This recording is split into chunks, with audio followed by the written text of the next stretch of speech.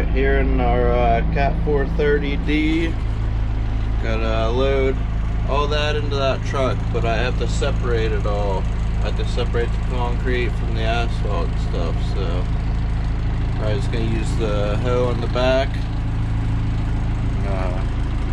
Yeah, I'll switch her to time lapse and do a little video of me loading here.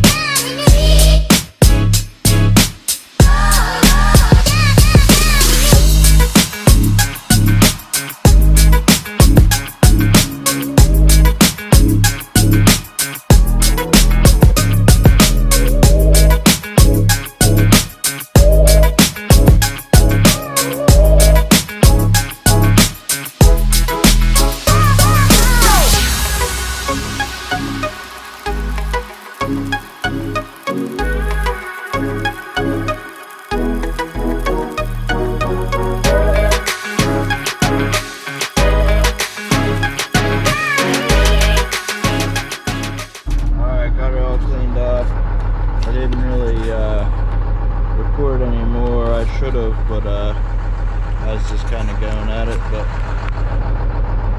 it's a lot better than I did earlier. Go back to the shop and get my truck and go home.